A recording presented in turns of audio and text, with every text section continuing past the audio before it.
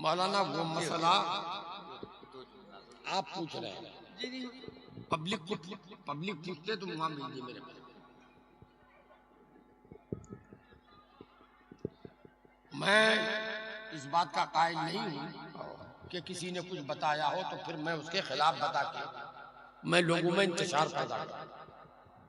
हुजूर अर्ज ये है कि समझना चाहे तो वहां आए, मैं लिख के दे दूंगा। जी हुजूर अर्ज ये है कि हम लोग पहले जुम्मा पढ़ते थे, अब जुम्मा के बाद जोहर भी, तो अब हालात के मुताबिक क्या दोनों पढ़ी जाए या सिर्फ जुम्मा ही पढ़े?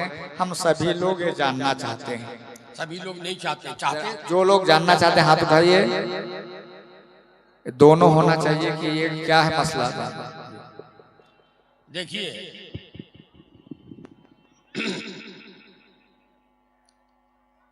यहाँ कोई डॉक्टर भी है? अरे कोई डॉक्टर ही सही है ना?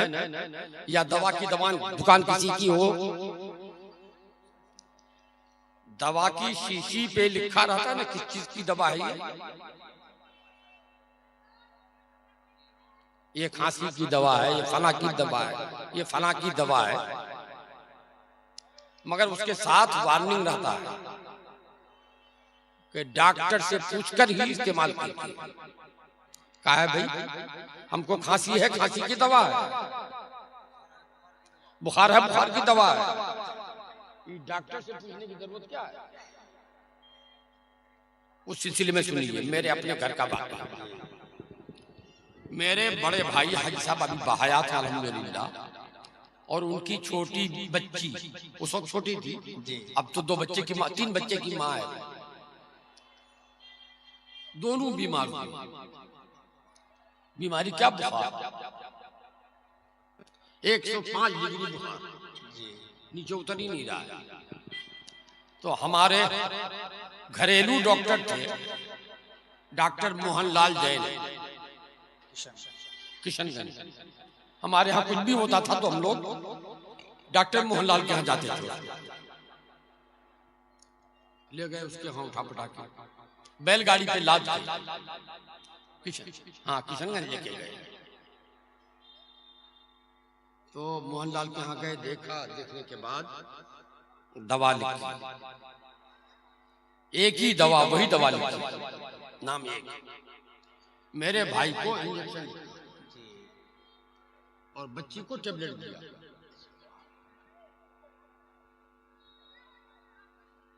लेके जाइए, कोई असर नहीं जी। एक दिन बीच में छोड़ के तीसरे दिन फिर लेके गए बैलगाड़ी लेके, कोई फायदा नहीं हो रहा है। यहाँ तो लग रहा है कि दम फटा जा रहा, बुखार से बदन फट जाएगा।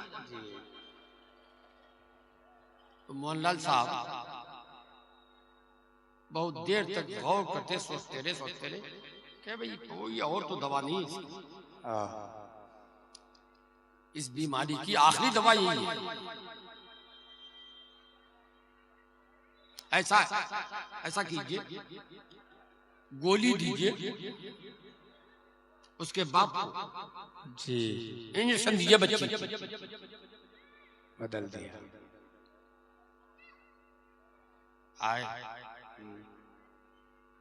वही दवा तो साफ थी जी, वहीं पर किशनगंज ही में उनके यहाँ मोहल्ला साहब के यहाँ बच्ची को इंजेक्शन दे दिया। भाई साहब ने गोली और डॉक्टर ने कह दिया कि इसके अलावा कोई दवा नहीं है जी। जिंदगी है तो अच्छे हो जाएंगे, नहीं है तो हमारे पास कोई दवा नहीं। उस जमाने में कहा यहाँ वहां जाने का कोई रिवाज नहीं था कि कलकत्ता ले जाएगा, सिलीगुड़ी ले जाएगा, पटना ले जाएगा। थोड़ी दूर चले हैं बैलगाड़ी लेके के रास्ते से बुखार उतरना शुरू हुआ। माशाअल्लाह, घर आते आते बुखार उतर गया। ठीक है, अल्हम्दुलिल्लाह। दवा वही थी, सिर्फ डोज बदल दिया कि इनको दिया जी, वाह, इंजेक्शन की जगह गोली और उनको गोली की जगह इंजेक्शन। डॉक्टर की जरूरत इसीलिए है कि डॉक्टर से पूछ के तब दवा खाओ। बेशक ऐसा ही है, मौलवी लोग भी तो सब वैसे पढ़ा है, सब जी किताब, मगर डॉक्टर MBBS करके तो सब डॉक्टर हो जाता है, मगर फिर MD क्यों करता है आदमी? बेशक MD करने के बाद भी अभी उसको लाइसेंस नहीं मिल जाता है, ट्रेनिंग की किसी डॉक्टर के पास रहिए, LBB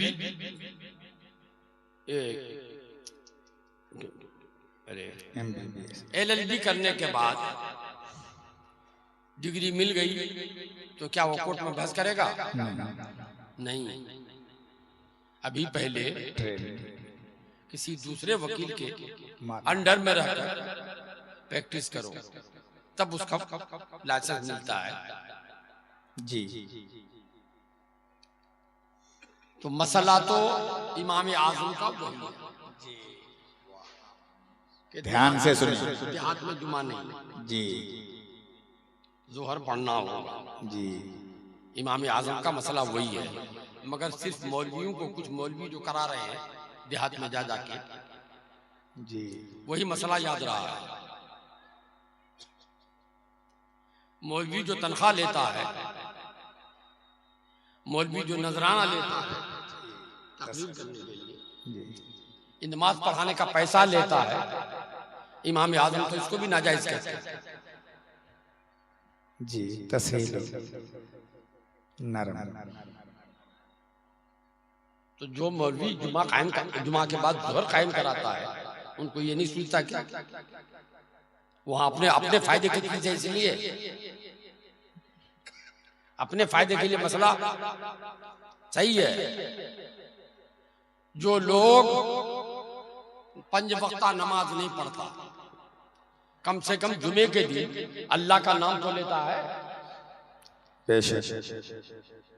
अल्लाह का नाम ले लेता है जी। इमाम आजम के बाद इमाम अबू यूसुफ आए, उन्हीं के शागिर्द। इमाम आजम ने तो कहा था कि देहात में जुमा नहीं है। देहात किसे कहते हैं? ये कुरान में है ना, हदीस में कुछ नहीं है जी। उस जमाने के में जो देहात था, वो देहात को तो आज भी ना जाए जी। वो देहात देखना हो तो अब भी आप पश्चिम चले जाइए, देखिएगा कोई कोई गांव 3 घर मुसलमान है, जी पूरी आबादी हिंदू है। जी। कर्नाटक चले जाइए, जी। पहाड़ के किनारे नारियल के बागीचे में 10 घर 5 5 घर 7 घर है सिर्फ। फिर वहां से 7 किलोमीटर दूर, 10 किलोमीटर दूर तब थोड़ी आवाज फिर 5 घर है। जी। वो 5 घर देहात, वहां जुमा नहीं होगा। जी जी। वो उस जमाने का देहात आज भी है, वहां जाके देख लीजिए। ये देहात नहीं। इमाम अबू यूसुफ रहमतुल्लाह ताला अलैह ने फरमाया कि जिस जगह की आबादी मैं बालिग मुसलमान इतने हूं कि वहां की मस्जिद में जमा हूं, सब लोग जमा हो जाए। ये नहीं कि जो नमाजी है वही नहीं, जितने बालिग लोग हैं वो सब उस मस्जिद में जमा हो जाए तो गुंजाइश नहीं, मस्जिद में गुंजाइश न हो, मस्जिद भर जाए और 2-1 आदमी बच जाए, वो जुमा के लिए शहर के हुक्म है। बेशक इमाम अबू यूसुफ रहमतुल्लाह ताला अलैह का फतवा है तो वही किताब पढ़ने से खाली नहीं होता है। किताब पढ़ के तो चाहे तो सब कोई डॉक्टर हो जाए, फला बीमारी की दवा फला है, फला बीमारी की दवा फला है, मगर वो भी तो देखो। और फिर ये है कम्मिन हुक्मिन, जी, कम्मिन हुक्मिन हुक्मिन बिख्तिलाफिल अज़मान वल अशखास। सुभान अल्लाह। चोर की सजा कुरान ने लिखा है, कुरान ने फरमाया हाथ काट दो। जी, ज़िनाकार की सजा जी, कुरान ने बताया है कि अगर शादीशुदा है तो पत्थर बरसाओ इतना कि पत्थर खाते खाते मर जाए।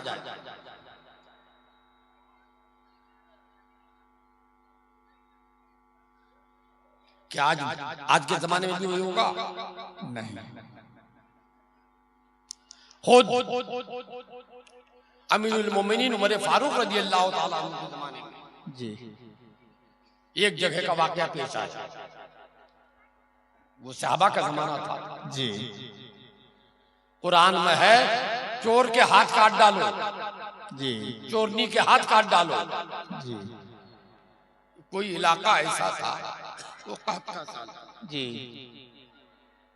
एक शख्स भुखमरी का साथ था। जी, एक शख्स पकड़ा गया चोरी में, तो उसकी सजा तो हाथ काटना, हाथ काट दो। हजरत उमर फारूक रज़ियल्लाहु ताला अन्हु ने पूछा तुमने चोरी क्यों की? जी, चोरी की तो कहाँ चोरी की है, क्यों चोरी की? कहा हुजूर हमारे यहाँ हद साली है, मेरे बाल बच्चे भूखे थे, हम भी कई वक्त के भूखे थे। जी, ने फरमाया इसकी सजा हाथ काटना नहीं है। सुभान अल्लाह। हालांकि कुरान का हुक्म था। जी, तो जमाने के लिहाज से बात चीजों के अहकाम, हालात के लिहाज से बात चीजों के अहकाम बदल जाते हैं। इसीलिए डॉक्टर का मशवरा जरूरी है इलाज के लिए। इलाज के लिए। अब वो लोग ऐसे तरह तरह के फितने फैला रहे हैं। जी,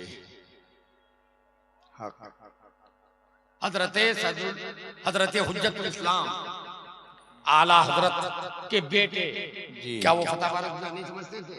सुभान, बेशक समझ। वो आए, गंगटी बस्ती है आज भी मुजफ्फरपुर जिले में। जी, अब हो गया जिला सीतामढ़ी। जी, गंगटी बस्ती में रहे लोग सुन्नी हुए, जी, मुरीद हो गए, पूरा गांव मुरीद। 15 दिन रहे, 10 दिन रहे। सुभान अल्लाह। जुमा पढ़े। बेशक।